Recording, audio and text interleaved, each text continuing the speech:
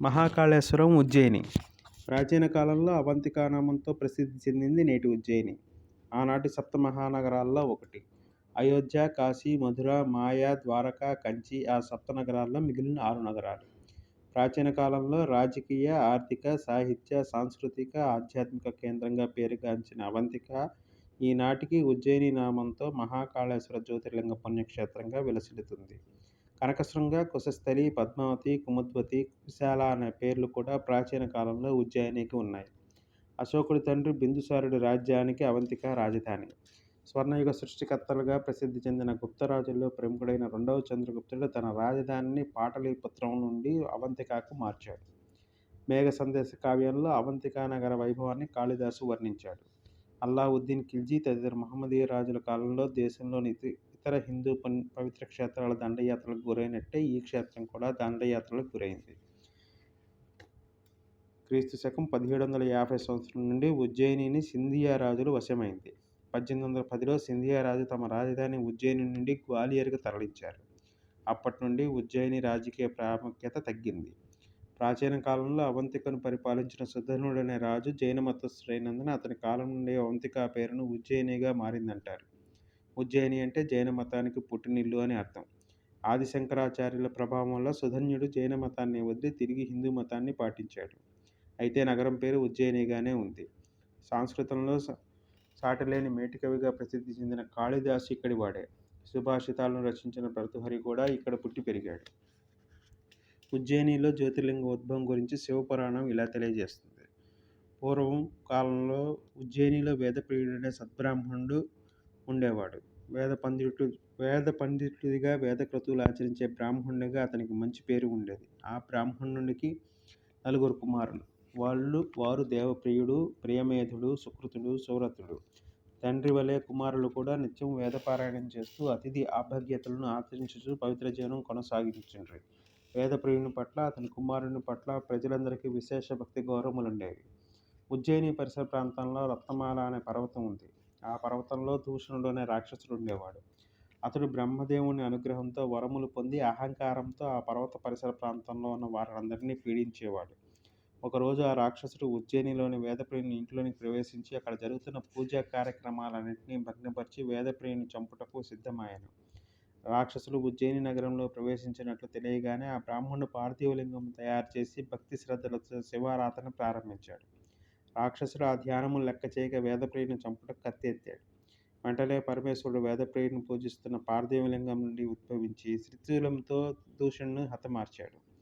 అంతట వేదప్రియుడు పరమేశ్వరుని నమస్కరించగా శివుడు ఆ బ్రాహ్మణునికి వరం కోరుకోమన్నాడు. అప్పుడు ఆ బ్రాహ్మణుడు పరమేశ్వర, నీ కృపాకటాక్షములలో జీవించున్నాను, తమరిక్కడే ఉండి ఇక్కడ ప్రజలందరినీ అకాల మృత్యు బారి నుండి రక్షించమని కోరుకున్నాను. అందుకు పరమేశ్వరుడు అంగీకరించి వేదప్రియుని ఇంట జ్యోతిర్లింగ రూపంగా వెలిసెను. భీకర రూపంతో దూషణుడు రాక్షస హతమార్చినందున ఇక్కడ వెలిసిన శివునికి మహాకాళేశ్వరుడు అనే పేరు వచ్చింది. ఆ వేదప్రియుని గృహమే తర్వాత దేవాలయంగా నిర్మితమైంది. ఉజ్జయిని ప్రస్తుతం మహారాష్ట్రంలో ఉంది. ఆ రాష్ట్ర రాజధాని భోపాల్కు ఉజ్జయిని 188 కిలోమీటర్ల దూరం. మధ్యప్రదేశ్లోని ఇంకొక ముఖ్యమైన ఇండోర్కు ఉజ్జయిని 58 కిలోమీటర్ల దూరం. మహాకాళేశ్వర దేవాలయం విశాలమైన ప్రాంగణంలో ఉంది. 5 అంతస్తుల భవనంలో కింది అంతస్తులో మహాకాళేశ్వర లింగం ఉంది. లింగం దగ్గరగా దేవాలయ ప్రాంగణంలో కోటితీర్థం అనే కోనేరు ఉంది. ఇక్కడ కాళ్ళు చేతులు కడుక్కొని అభిషేకానికి నీళ్లు తీసుకొని శివదర్శనానికి వెళ్తారు. ఈ కోటి తీర్థాన్ని భక్తులు చాలా పవిత్రంగా భావిస్తారు. కుంభమేళా సమయంలో వేలాది భక్తులు ఇక్కడ కూడా స్నానాలు చేస్తారు. మహాకాళేశ్వర జ్యోతిర్లింగాలకు పూజలు ఉదయం 4:30 ప్రారంభమై రాత్రి 10 గంటల వరకు అభిషేకాలు జరుగుతూనే ఉంటాయి. మహాకాళేశ్వర దేవాలయంలో ముఖ్యంగా చూడవలసింది చితాభస్మాభిషేకం. ఇక్కడ జ్యోతిర్లింగ పూజలు ప్రతిరోజు చితాభస్మాభిషేకంతోనే ప్రారంభమవుతాయి. తెల్లవారుజామున 4:30 ప్రారంభమయ్యే ఈ అభిషేకాన్ని చూడటానికి భక్తులు దేవాలయం బయట రాత్రి 3 గంటల నుండి వరుసగా నిలబడతారు. తెల్లవారుజామున 4 గంటలకు భక్తులు దేవాలయంలో అనుమతిస్తారు. 4:30 ప్రారంభమయ్యే ఈ చితాభస్మాభిషేకానికి నేరుగా శ్మశానం నుంచి చితాభస్మాన్ని తెస్తారు. ఈ చితాభస్మాభిషేకాన్ని చూడటానికి భక్తులు జ్యోతిర్లింగం ఎదురుగా ఉన్న హాల్లో కూర్చుంటారు. 4:30 తర్వాత లోపలికి వచ్చిన వారు బయటికి వెళ్ళటానికి కానీ, బయటి వారు లోపలికి రావడానికి కానీ వీలు పడదు. ఈ ప్రత్యేక అభిషేకం ఇంకే జ్యోతిర్లింగ క్షేత్రాల్లో లేదు. 4:30 ప్రారంభమయ్యే అభిషేకం 6 గంటల వరకు అంటే సుమారు 1:30 సేపు జరుగుతుంది. ఈ చితాభస్మాభిషేకాన్ని చూసి ఆనందించడం ఒక దివ్యానుభూతి. రోజు కొన్ని వందల మంది అభిషేకాన్ని తిలకిస్తారు. ఆ సమయంలో అక్కడ ఉన్నవారి మనస్సులందరూ మహాకాళేశ్వర జ్యోతిర్లింగం పైనే ఉంటాయి. ఎంతో ఉత్కంఠతో అక్కడున్న వారందరూ శివుణ్ణి ప్రార్థిస్తారు. జ్యోతిర్లింగాల్లో కాళేశ్వరలింగమే దక్షిణముఖంగా ఉంటుంది. ఇది ఈ జ్యోతిర్లింగ ప్రత్యేకత. త్రేతాయుగంలో శ్రీరాముడు ఇక్కడ తన పితృదేవాలకు పిండ ప్రదానం చేశాడట. అందుకు ఆయన పుణ్యక్షేత్రాలన్నిటి నుండి తీర్థాన్ని తీసుకొచ్చారు. మహాకాళేశ్వరుని స్మరించను, దర్శించను, ధ్యానించను సర్వారిష్టములు, ఉపద్రవములు, గండాలు, దారిద్ర్య, దుఃఖభయాలు తొలగిపోయి జీవితం సుఖమవుతుందని శివపురాణంలో సుత మహాముని శౌనకాది మునులకు వివరిస్తారు.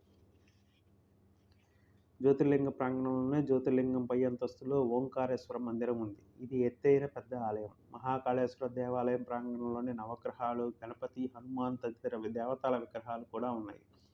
ఇక్కడే నాగచంద్రేశ్వర దేవాలయం కూడా ఉంది. నాగపంచమి రోజే ఈ దేవాలయాన్ని సందర్శించడానికి వీలవుతుంది.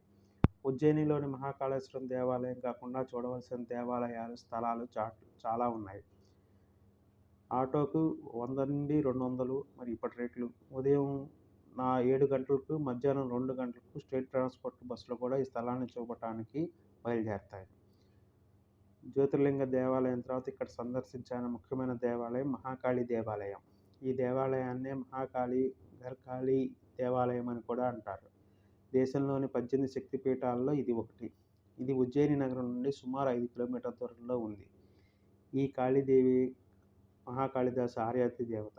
ఈమె కటాక్షం వల్లనే నిరక్షరాస్యుడైన కాళిదాసు గొప్ప కవి అయ్యాడు. ఈ దేవాలయంలో మహాకాళి విగ్రహంతో పాటు మహాలక్ష్మి, సరస్వతి దేవతల విగ్రహాలు కూడా ఉన్నాయి. తాంత్రిక శక్తులు పొందాలనుకునే వారు ఈ దేవాలయంలో తాంత్రిక పూజలు చేస్తారు. ఈ దేవాలయం వెనుక ఒక ప్రాచీన గణపతి దేవాలయం ఉంది. మహాకాళేశ్వర దేవాలయం దగ్గర హరసిద్ధి దేవత మందిరం ఉంది. హరసిద్ధి దేవత విక్రమాదిత్యుని ఆరాధ్య దేవత. ఈమె అనుగ్రహం వలె విక్రమాదిత్యుని విశేషమైన శక్తులు లభించాయి. ఇక్కడ విక్రమాదిత్యుని విగ్రహం కూడా ఉంది.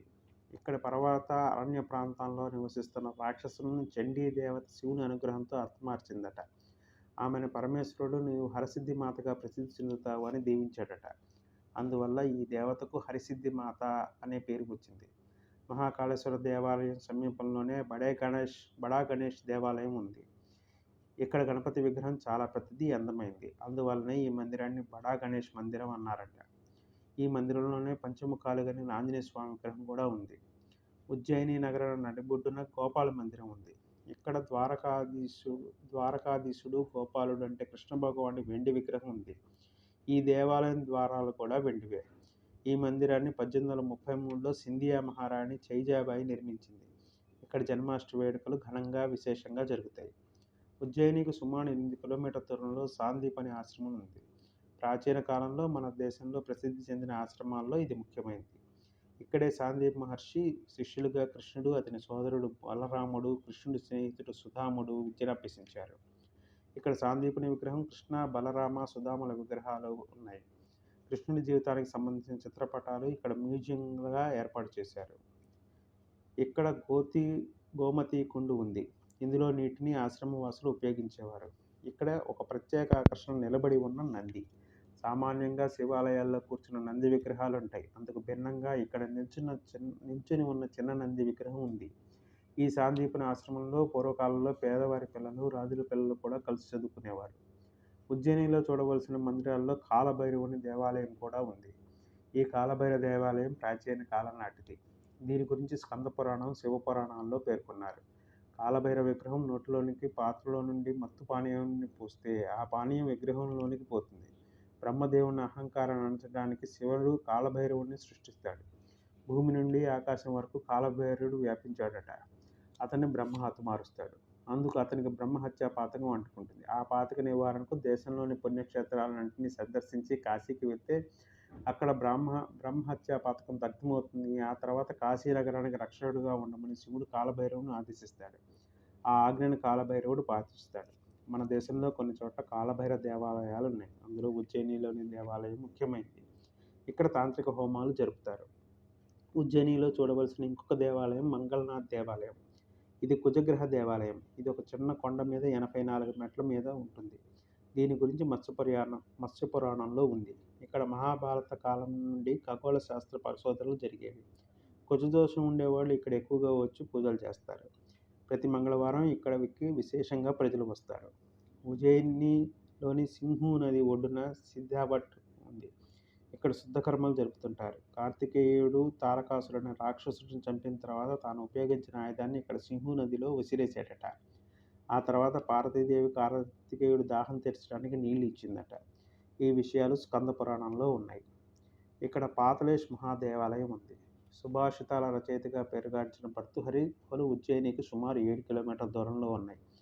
భర్తృహరి విక్రమాదిత్యుని అన్న, కొంతకాలం రాజుగా రాజ్యాన్ని పరిపాలించి ఆ తర్వాత వైరాగ్యంతో రాజ్యాధికారిని వదులుకొని ఈ గుహలలో తపస్సు చేశారట. ఈ గుహలు 11వ శతాబ్దం నాటివని చరిత్రకారులు చెప్తున్నారు.